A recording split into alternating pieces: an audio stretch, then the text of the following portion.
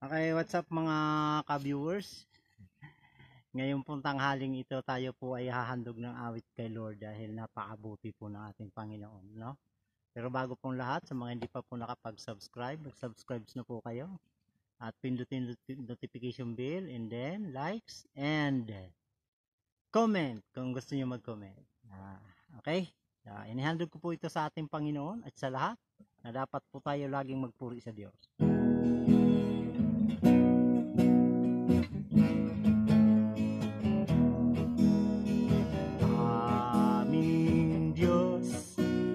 Sadyang kay buti mo, pag-ibig mo ay di nagbabago, ang katapatan mo ay walang hanggan, harapat dapat kitang papurihan. Pupurihin ka hindi dahil sa himala, pupurihin ka dahil sa iyong biyaya. Ngalan mo'y tataas, o aking Ama, ako ngayon sa'yo'y sumasamba. Amen.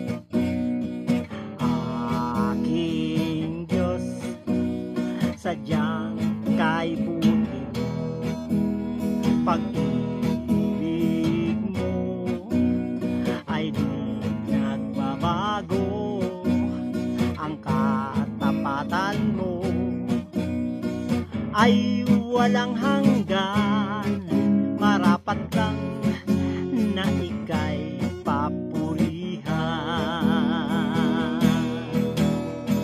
Pupurihin ka hindi dahil sa himala, pupurihin ka dahil sa iyong biyaya.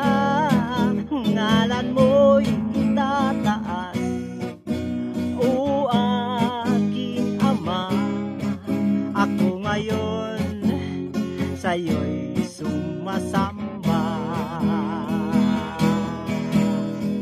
Pupurihin ka hindi dahil sa himala, pupurihin ka dahil sa iyong biyaya. Ngalan mo'y itataas, o aking Ama, ako ngayon sa'yo'y sumasamba. Yes, Lord. Hallelujah. Okay, shout out nga pala dun sa aking anak na nasa Canada at sa aking apo na si Pauline. Grace, magandang umaga sa inyong lahat dyan.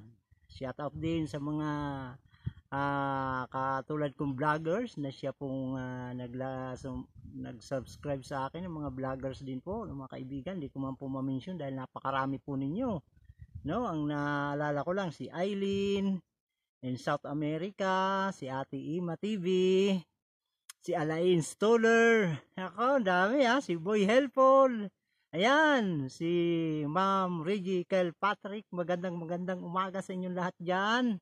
At sa ating pong host ng Ilocanang Inday, si Mark D. Gutierrez. Ayan.